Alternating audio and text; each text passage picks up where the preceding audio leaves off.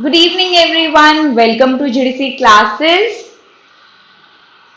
Let's wait for a few moments till everybody joins.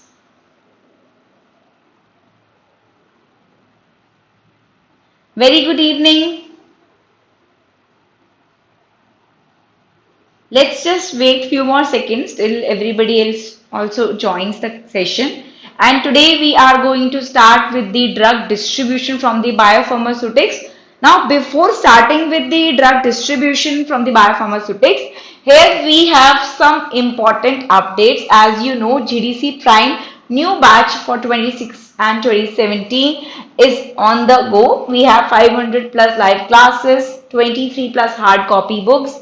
Then previous year paper, you'll get access to daily practice papers, online test series. The batch is going to start super soon, 29th June, right? For you can also download the GDC app and then you can join the batch. Otherwise, you can see all the important details here. I hope everybody has at least downloaded the app and you will get a lot of benefits and from the test series, daily practice papers, right?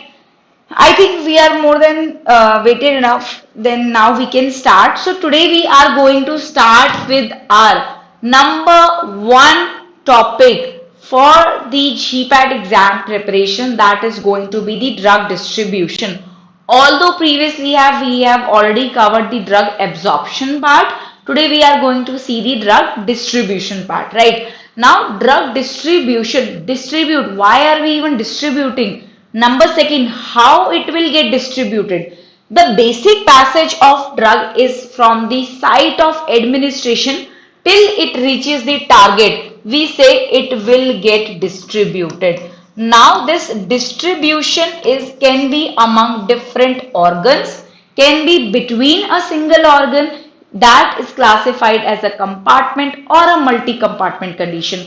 So how your drug is going to be actually reach the target point, that pattern it is going to follow, that time, what fate it will have, that is drug distribution. For example, you have started the race from this point, right? You have started the race from this point. Now you have to reach at this stage. You have to reach at this stage. So the road is not easy, right? You will encounter several hurdles in between. So first you will reach to the first barrier. Now these barriers, why they are even present when you just need the drug should reach the target? These barriers actually help to eliminate the entry of the toxins that can enter or any foreign substances that can actually harm your body, right? So these barriers are very important to restrict the entry of any unwanted substance.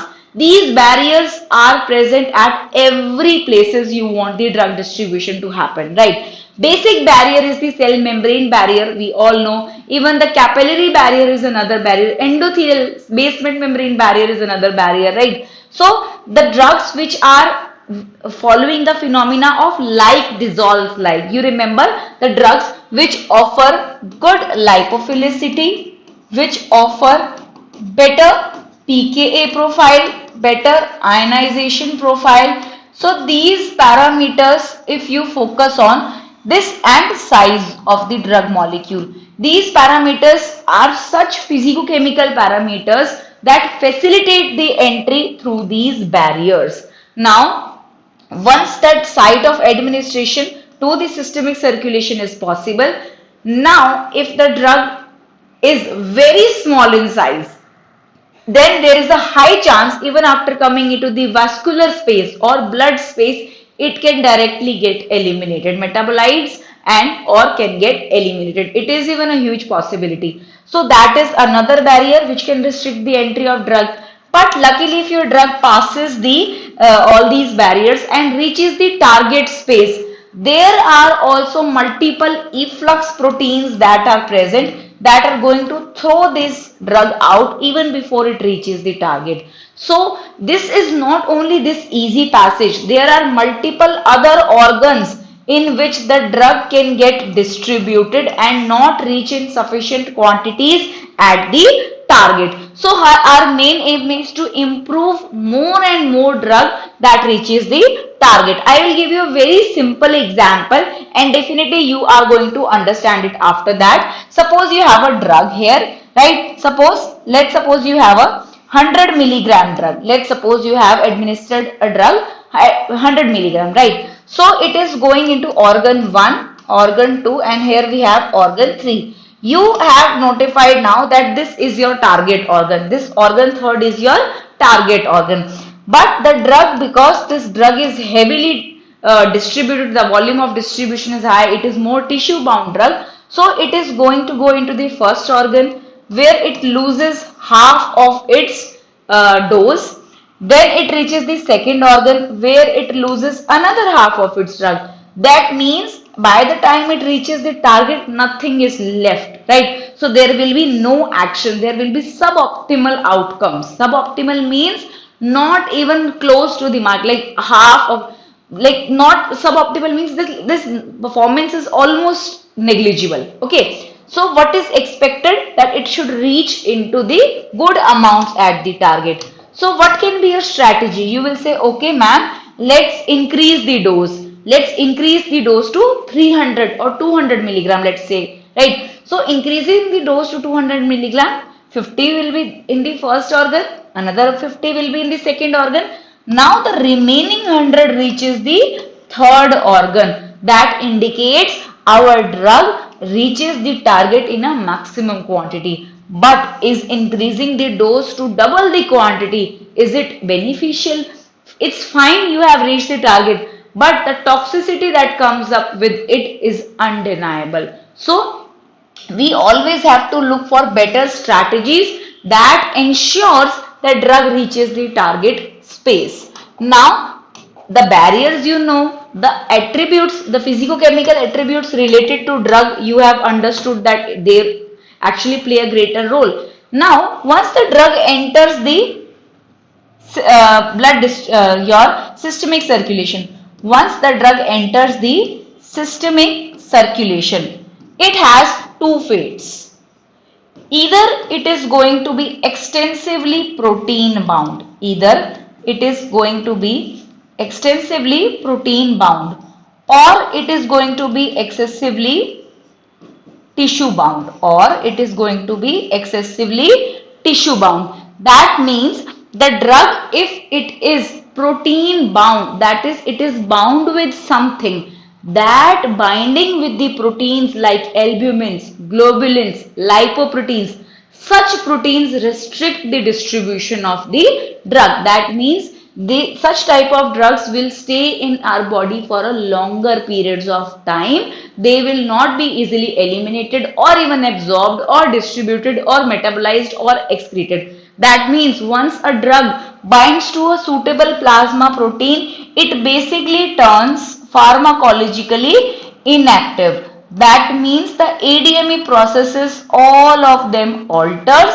The drug stays inside the body and has a more half life, right? So it stays for longer durations inside our body. Similarly, if your drug has a higher affinity for tissues, that means the drug will be having higher volume of distribution. In such cases, the drugs have limited distribution, right? So if somebody asks you, protein binding is actually inversely proportional to the volume of distribution. That means how much drug is actually distributed to the other organs.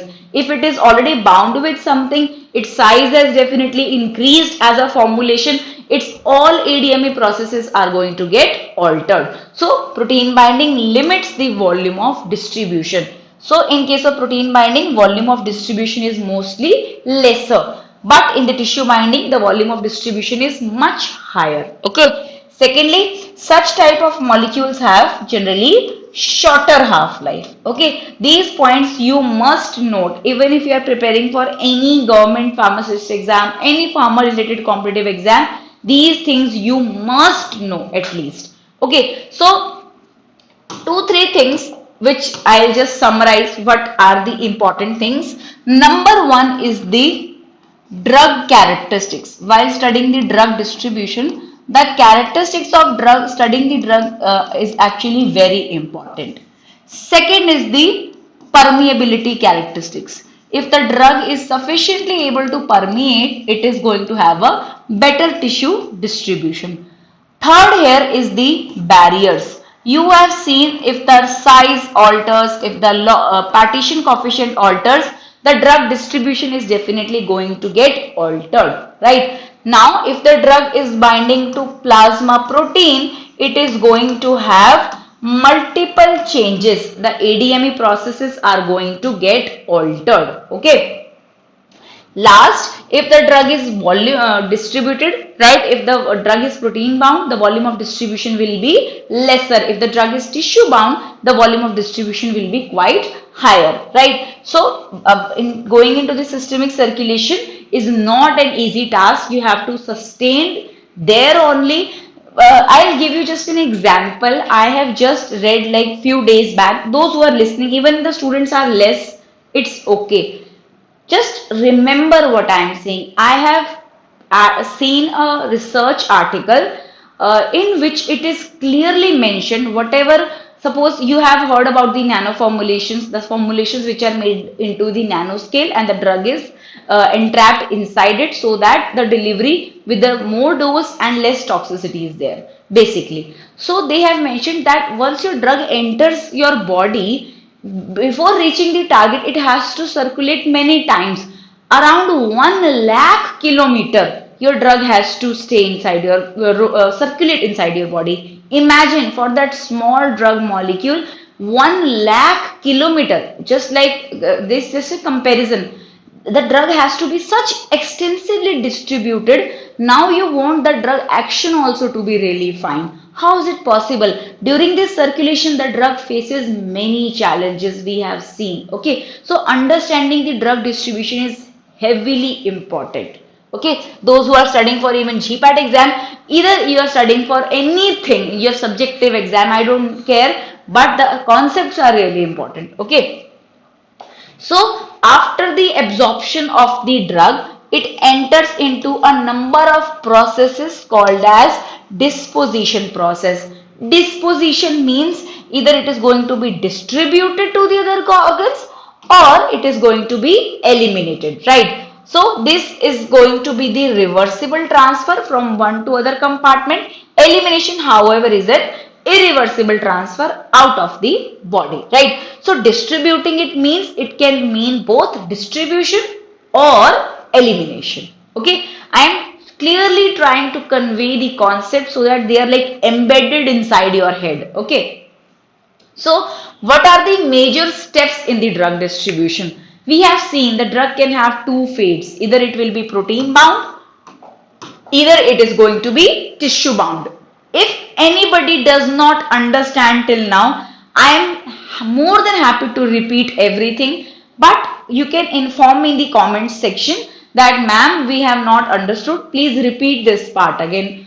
See, we are not in any hurry. You are not in any hurry. We are here for you all so that the concepts are clear. See, for the at least for the ones who are preparing for 2026 exam, it is still, we still have time. But if the core is not formed, if the foundation is weak, then there is no point. You are going to be in a research domain, right? You are going to be an excellent scientist, budding scientist you all are. But if your like thinking is not up to the mark, even if you let's compromise on your skill set. Many of students say ki ma'am, we don't have much skills, how we are going to survive? No, if your theoretical knowledge is also very bad, your concepts are weak, how, even if I get you the results of a research paper, how will you even interpret it if your theoretical part is weak, right? So basic foundation comes from the theory and the applicability comes to the practical. Once you will go to the masters and PhD, you will just go mad after the practicals. You will have to do it anyways. But what if at the end of the day you are not able to interpret your own results? So that comes with theory only. So never underestimate that theory is bad or practicals are bad. Everything has to be correlated.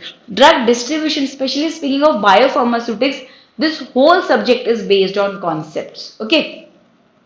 Steps in the drug distribution. right? Because like even if I give you an example of any drug, you will just Google the drug and you will understand, oh, this drug belongs to that class, oh, that the action is in that disease, right? In the pharmacology, we know that the Navigator class of the drugs belong to this, these NSAIDs belong to this, right? So we actually see that the drugs, we see the mechanism, we know the action. But biopharmaceutics tell you how it is going to behave once inside your body to achieve that effect, right? Even if you are like let's take an example of us as a student. We study so hard, we like invest all our time, money, patience in exam that we just want to clear and get a good job or admissions. But if we fail, what is the problem? For that you are prepared using the test series. So those test series prepare you for your main round. Test series help you understand where you stand today. Similarly, biopharmaceutics tell you at each step where are you standing to get that anti-epileptic effect that you want, that you are asking for from that formulation. If your formulation is spoiled, you do not ever think that the drug will show its effect, because the ultimate carrier is destroyed. Okay, so that is why I always say never underestimate biopharmaceutics. Even if you hate it, ask me many times as you want, but don't hate this subject. This is going to build your foundation one or the other day. Okay, now the drug distribution, it depends on the permeation of free or unbound drug present in the blood through the capillary wall, the permeation of the drug present in the extracellular fluid. Now what does these things depend? What is this free drug, bound drug, what is this unbound drug? So generally we talk about three fractions: the free fractions, unbound fraction, this is one and the same thing, or the bound fraction. Now once you are talking about the protein binding, if the drug is bound to protein, that will be a bound fraction. If it is free fraction, that means the protein binding is not there, the drug will be more of the tissue bound. Other way it is possible if you are using any carrier system in which your drug is present. Now this is a encapsulated fraction. This is a free fraction. So you differentiate with that. If you are talking about the protein binding, this is a free fraction of the drug. This is a bound fraction of the drug. If your drug is binding to albumin, for example, now this is a bound fraction of the drug, right? So there is a one is the both of them are going to behave very differently once they reach inside your body. Okay, so all these things depend upon the position and the thing that the drug are either free, unbound, or are in the bound state. Or major thing to focus on here is the perfusion rate and membrane permeability. As I have mentioned, if the drug wants to get distributed more, it has to follow major criteria: the drug nature, the drug barriers that it has to cross. Another thing is the perfusion rate. Very important, permeability and perfusion rate. Perfusion rate is the rate with which the organ is going to receive the blood. Some organs are highly perfused, that means rich in blood supply. The rate of blood flow is higher in those organs. If the organs are moderately perfused, that means it is somewhat lesser than the highly perfused organ. Third is going to be the lower perfused organs, which means the drug the organs are not rich in the blood supply. So by now we know the nature of the drug is one important physicochemical factor on which the whole fate of the drug is going to depend. Second is going to be the permeability characteristics, which yet again are a part of the nature of the drug, but let's suppose it's another important parameter. Third, its ability to cross the barriers.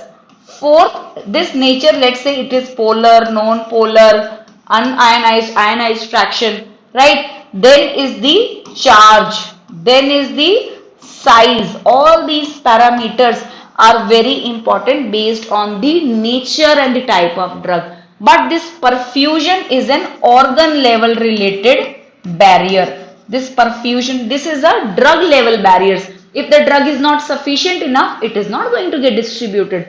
This is an organ related issue.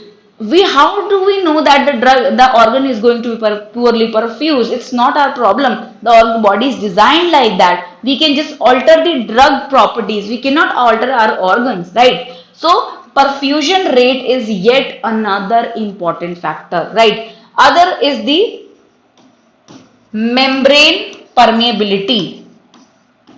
Okay, if the membrane is permeable, only then the drug is going to enter. Okay, now let's study little bit about the perfusion. So the drug distribution is heavily reliant on the perfusion rate. That means if the perfusion is not good, the drug will not enter the target space where the perfusion rate is low. So the drug is highly lipophilic, drug is highly permeable, and it will pass through the capillaries or muscles. But perfusion rate, it is going to be defined as a volume of blood that flows per unit time, per unit volume of the tissue. That means it is not relevant to the drug, but it comes up with the organ level issues, right? We have a drug level issues, we have organ level issues, we have cellular level issues where transports were present that throw these drugs out. So all these are barriers to limit the entry of the drug into the target. So once, because you cannot change your body's physiology in case of a healthy patient, but disease patient, these things get worsen. So what we have the thing that is the properties of drug that can be altered and improve the final outcome through biopharmaceutics. Okay, so here the perfusion rate is in ml per minute per ml. So the organs which are highly perfused, most definitely you have guessed, the lungs, liver, kidneys, adrenals, heart, brain, all these are highly perfused organ. Moderately perfused organ, which are less richer in the blood supply, muscles and skin. Last comes up with the poorly perfused organ, which includes fats and bone, right? So you have understood that reaching these parts are even difficult, right? So distribution is perfusion rate limited in following cases where the drug is fine, where the permeability is fine, everything is fine. But if the organ it is targeting, it is poorly perfused,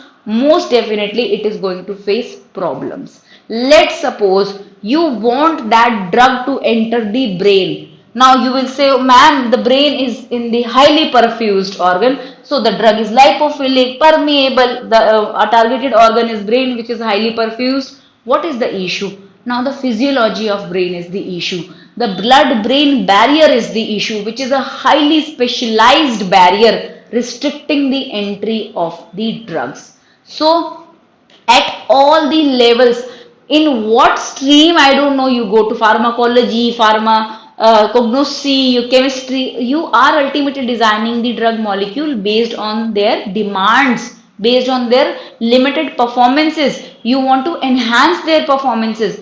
Consider that you have a younger sibling, you have a younger brother or a younger sister. You want that sister or sibling or brother to actually outsmart other kids, perform well in these scenarios. So you teach them, you tell them that these are wrong things and these are right things. So you are framing their brain. You are not changing their education system, but you are changing their brain pattern, their mentality, their process of thinking. So you motivate them, you see their pattern where they are lacking. So similarly the biopharmaceutics, it observes the pattern of the drug, changes the drug issues, formulate the drug so that the final outcome is improved. Your pharmacology defines the target space, the adverse effect, the doses, but how it is starting from the site of administration to its designing is all decided by the biopharmaceutics. So coming back to our topic, number one I have told you is the perfusion rate, which is the highly perfused organ, moderately perfused organ, or a poorly perfused organ. Okay, next we have is the tissue permeability. So because if you are targeting the drugs which are more extensively tissue bound, the molecular size is very important. All these are physicochemical properties of again drug. Okay, drug related issues, organ level issues, cellular level issues. Even in some cases we study subcellular level issues also. Okay, so we have molecular size, in which the drug molecules which are small, water soluble or 50 Dalton or less can easily enter, right? But if they are hydrophilic and the size is larger, the entry will be restricted. If the drug molecule weighs lesser than 600 Dalton as well as is lipophilic, then I have told you in the drug absorption, it follows like dissolve like concept. Okay, easily transport. Okay. Then degree of ionization, because inside our body the drug encounters multiple changes in the pH at the gastric level, blood level, intestine level. So every organ, if the person is in the disease condition, the pH will get altered. If the patient, if there is any tumor tissue, then also the pH will change. So such conditions actually affect the degree of ionization. All the drugs that ionize at plasma pH, that is the drugs are polar or hydrophilic in nature, cannot penetrate the cell membrane, you have already seen. But if their size is such less, 50 Dalton or less, then there are still chances. If the unionized drug or lipophilic drugs suitably in a size range, they will easily pass across. Okay, so number one we have seen the perfusion rate is very important. Second, we have seen the tissue permeability is yet another important, in which the drug characteristics partition coefficient mainly gives the idea about the hydrophilicity or lipophilicity of the drug. Okay. Drugs which obviously if they have a higher partition coefficient, they will have a better lipophilic nature. Now, as I have mentioned before, our drug has two fates. Either it is going to be plasma protein bound or it is going to be tissue bound. How it is going to be plasma protein bound or tissue bound? Let's see.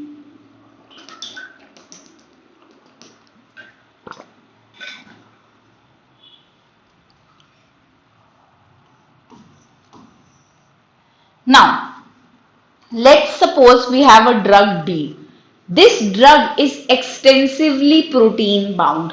So, this drug binds to the free protein. That protein can be albumin, globulin, lipoproteins, globulins. Okay. There is a reversible binding of the drug to this protein. Always remember, there is a reversible binding of the drug to the protein. However, this binding makes the drug inactive. This binding makes the drug inactive, right? But ultimately, whatever binding is there, it appears to be reversible because of the involvement of the weaker bonds. Next, the drugs when bind to such plasma protein will have a limited distribution because the ADME processes are altered. So, the distribution will be limited. That means the volume of distribution will be lower if the drug is protein bound. I have just told you protein binding and volume of distribution are inversely proportional. Similarly, the drug will now, because the ADMEs are altered, the drug will stay for longer periods inside your body. Next, the displacement is possible. If another drug which has even higher protein binding chance, it will displace the drug. So, there is a chance of displacement because this is ultimately weaker bonds are involved and it is reversible. Thus, the competition do exist between the drugs for binding to a particular plasma protein. So, you may ask me, ma'am, which type of drug binds to which protein? There are so many. So, acidic drugs. See, number one important detail. Most of the drugs bind to albumin. Most of the drugs bind to albumin, right? Majorly, we say acidic drugs binds to albumin. A for albumin, A for acidic. Acidic drugs bind to albumin. Basic drugs bind to alpha-1 acid glycoprotein. Basic drugs bind to alpha-1 acid glycoprotein. Okay, then in the name it is basic, but in the name of the protein it says acidic. So it is easy to remember. The drugs which are acidic in nature, more affinity to bind to albumin. The drugs which have basic nature have more affinity to bind to the alpha 1 acid glycoprotein. So likewise we have protein binding. Other way we have is the tissue binding. But in the protein binding, the involvement of weaker bonds was there. That means if the drug is bound to a protein, there will be a reversible change or displacement or competition possible. But if the drug binds to the tissue, that is a covalent binding. That means the drug now is even irreversibly bound to that tissue. Okay, this means the drug will have a higher volume of distribution. Okay, and the drug will have a relatively shorter half-life as compared to the drug that was bound to plasma protein. Tissue toxicity is common because the drug is entering the tissue.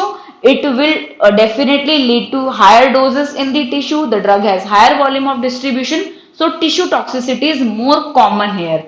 Here the displacement does not occur and the binding is generally non-competitive. So briefly, if the drug is protein bound, the binding is weakly attached, the bonds are weak. So there are chance of displacement or competition, as well as this binding with the weaker bonds will enable the inactiveness of the drug molecule. All the ADME processes will get altered. Neither distribution is possible, neither metabolism is possible, neither excretion. So the drug is in for more longer hours, it stays inside your body, which makes it less available. Okay. So this is a simple diagram which explains the fate of the drug once free or protein bound. What happens? So number one, the drug enters in the systemic circulation. That means the drug can bind to the blood cells or can bind to the plasma protein. But definitely this binding is reversible. So the drug again comes back in the free state. If this free state is there, there are chances that drug is going to get bound, going to get into the extravascular and to the tissue part. So it directly shows the action by binding to a receptor. There is another possibility of the protein drug tissue localization.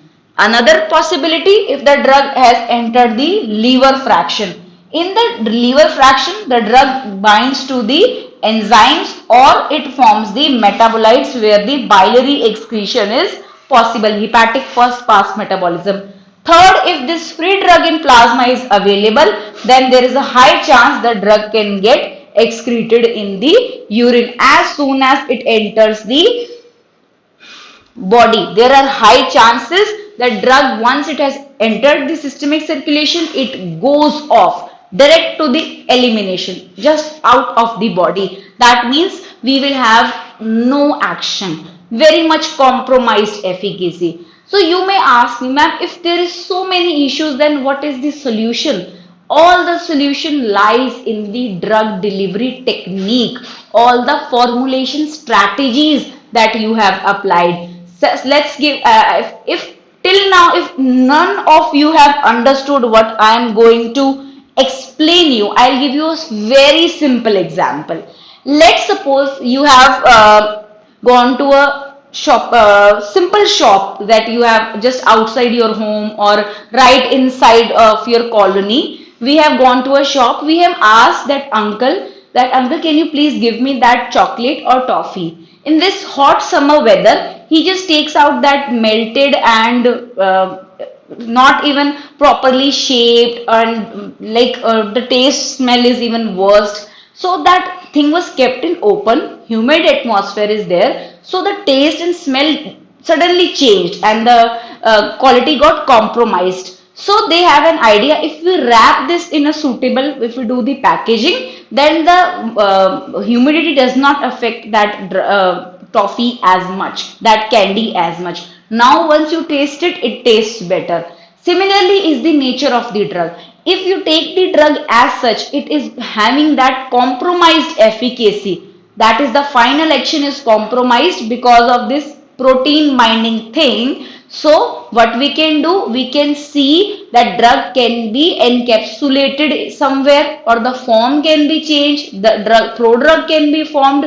We have to just eliminate the barriers in order to drug to reach the target. You must have seen about the troubleshooting, taking the back steps. Okay, action is not found. Is there any problem with the receptor? No. There is less concentration of drug that reaches the target. Yes, concentration was less.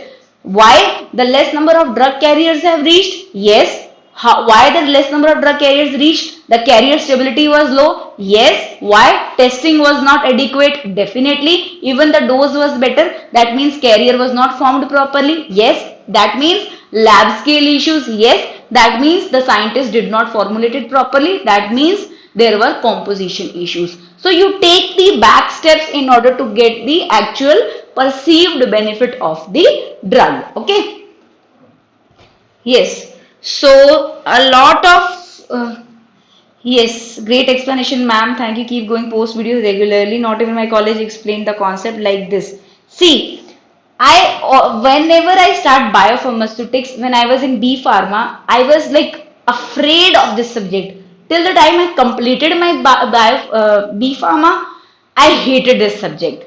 In masters, COVID was there, so I could not do any research work, neither I had to use my brain in that. I just did something really out of the context and completed my masters one or the other way. But once I entered the PhD, it was a great slap on me. I could not understand the concept. I saw where I literally stood up, like in the department itself, I saw how limited knowledge I have. That's when I started to know, even if I had good concepts in pharmacology, I was such a brighter student, always first ranker in test series, always top at my 1% of the students in the whole university, top rankers, everything I've got. But the knowledge, the practical applicability became zero once I entered into the research field. So I took that one complete year dedicatedly to read all my B Pharma biopharmaceutics books. Every book I have read again, over and over again, to understand where I am lacking. And such concepts are super easy to understand, but the only thing is that we do not put much effort. The terms are very difficult. Our thinking is not like that, right? So I want everybody here to love biopharmaceutics, not ignore this subject, because this is a bhala that is waiting for you in the upcoming years. I am telling you, you will jump to biopharmaceutics one or the other way. So understand the physiology of the drugs, because you want to be a better scientist. Okay, so volume of distribution, that means how much drug needs to be distributed. That depends upon the nature of the drug and the tissue factors. So that is why we have said that volume of distribution is equal to amount of the drug administered along with the plasma concentration. That means the concentration of drug, let's suppose, is 40 milligram per ml. The dose of the drug is 200. Find the volume of distribution. So here the drug dose is 200. The plasma concentration of drug is 40. So you have just left with the 5 liters in the volume of distribution. So that is how it is easy to get to the MCQs, right? Biopharmaceutics not only deals with the ADMEs, biopharmaceutics deal with the issues of the drug as well. Not only inside the body but at lab scale. Just like in the pharmacology you have pharmacodynamics, you have pharmacokinetics. In the biopharmaceutics you have drug characteristics, formulations, ADMEs, failures, troubleshooting, all these, or everything is like, biopharmaceutics is an umbrella of all these subjects, right? You design a drug, you take the chemistry profile, you study these are medicinal properties, actions. What is the point when they are administered and you just get point less than 1% of the action. So everything comes down to, okay, let's formulate the drug. So for formulating, you again need the understanding of the subject. Okay, so this is another important parameter, volume of distribution. Generally we say apparent volume. Apparent is the word we use that cannot be, that is exactly not real, but apparent means that it is an assumed or hypothetically volume of body fluid in which the drug is actually distributed. Now if I am talking about the distribution of the drug, that means the compartments are also very important, right? So here we have the different fluid compartments. From this point onwards, you have to see that questions were asked in the exam. So number one, they say ask you that the body fluids. Number one, we have the vascular or the blood fraction or the plasma fraction, that is around 6 liters, right? Then we have extracellular fluid. This ECF excludes the plasma, is around 12 liters. Then we have intracellular fluid, that is around 24 liters excluding the cell. Then we have total body water as 42 liters. Let me tell you one thing, you just screen this, just paste it in your head. To vascular fluid, blood volume 6 liter, ECF 12, intracellular 24, total body water 42. Then coming up to the percentage of body weight is 9, then 17, double 34, double 60. Okay, then we have percentage of total body weight, that is 15, total body water, then 28, then 57, then 100. Okay, so just for the exam point of view, I am telling you at least learn this one. This is what you should know about. So you can ask me how the volumes are estimated, and somebody who does not understand now what is this extra and intracellular, let me tell you. Let's suppose you are administering the drug. Number one space that it enters is the vascular space, that is the space where the blood is actually present. Let's call it that way, systemic circulation. Here we have is the target space. Okay, between this target space we have this interstitium, we have this space, this will be the extracellular space outside the main space. Then this target space inside we have the intracellular space. So before reaching the intracellular space, there are multiple enzymes, barriers, hydrolytic enzymes that can reduce the drug to reach the intracellular component. So that is how we say the vascular or the blood fraction is 6, plasma is 3, ECF is 12, ICF is 24, total body water is 42 liters. This is very, very important. Okay. Now you may ask me that, ma'am, how these are actually estimated, how these physiological volumes are estimated. So for that we have multiple markers that are available. For example, for the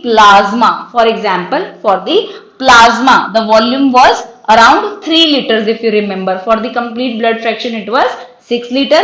For the plasma it is 3 liters, right? So we have Evans blue, we have indocyanin green, we have iodine 131, we have albumin. So EA, for the plasma we have EA, that means Evans blue is a marker, indocyanin green is a marker, iodine 131 is a marker, and albumin is yet another marker. Then we have erythrocytes. For erythrocytes there is just one marker, it is easy, chromium 51. For the extracellular fluid, we have raffinose, we have inulin, we have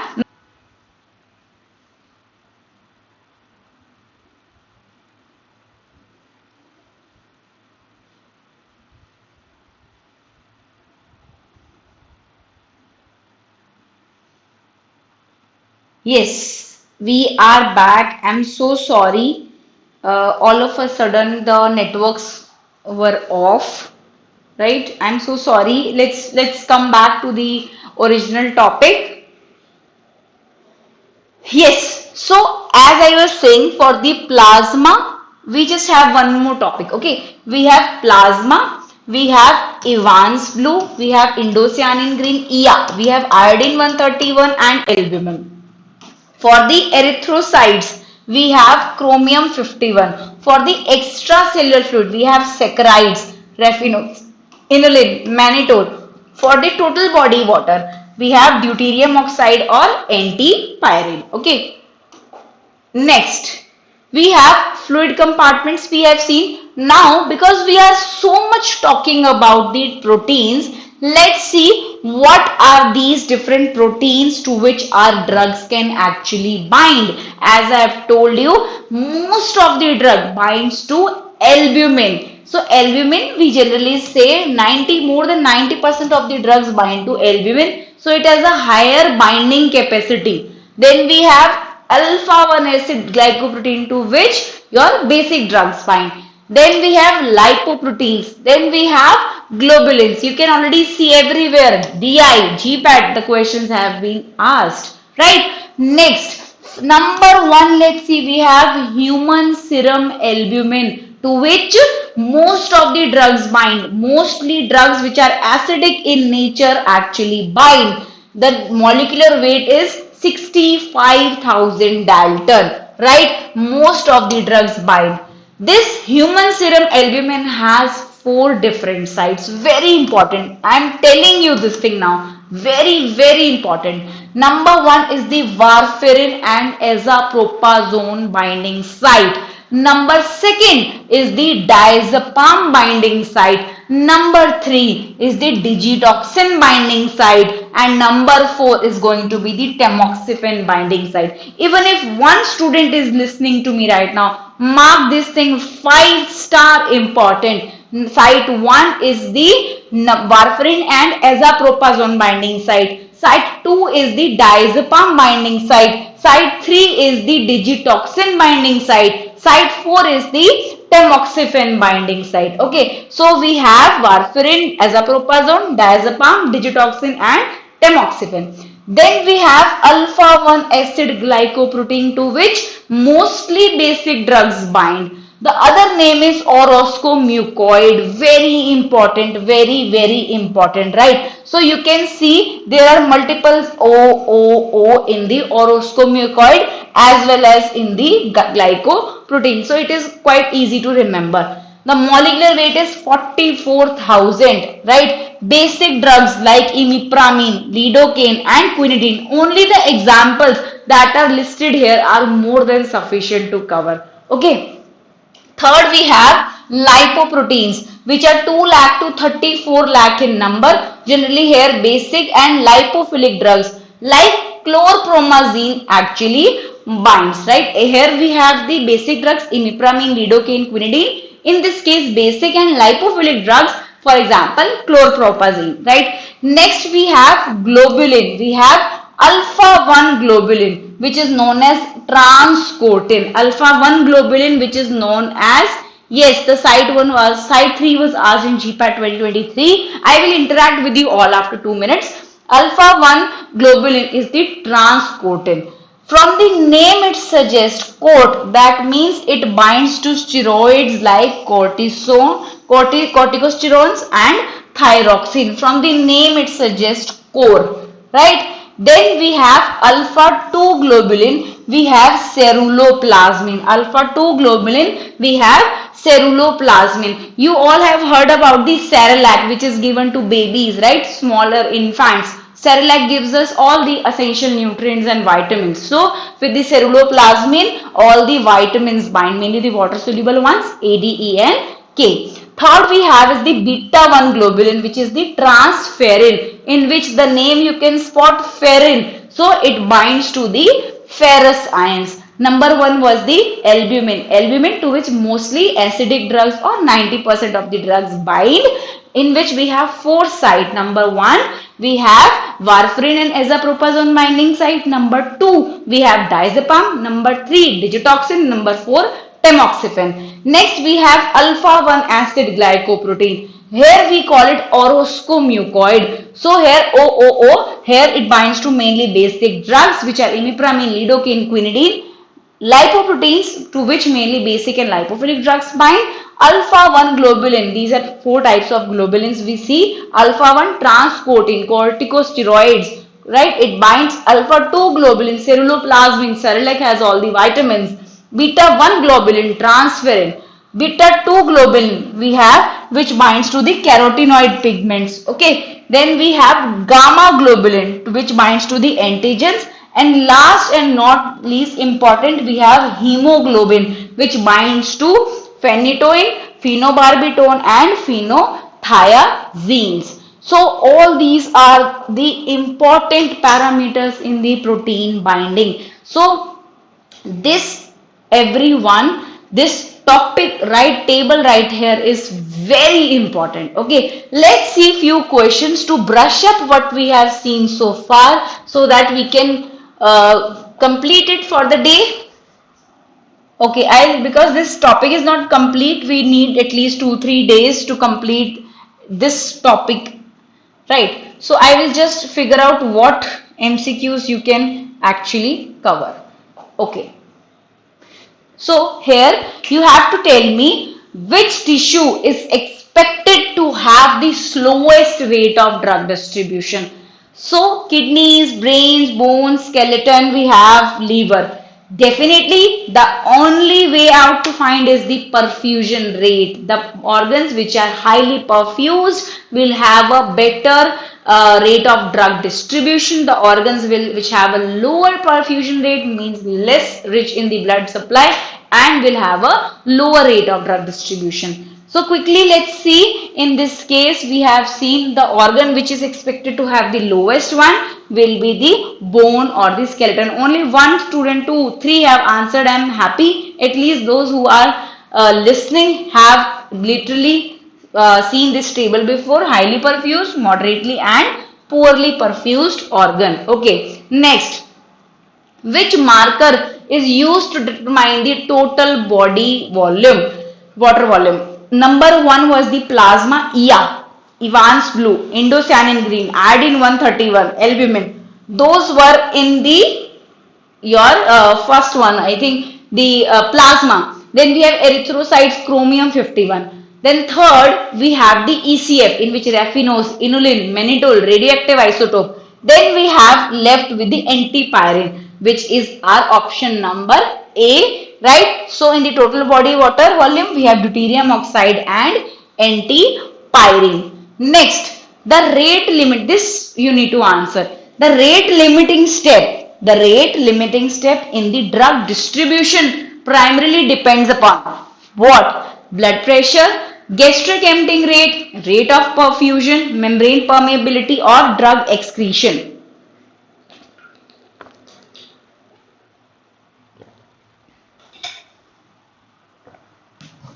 Please answer this question.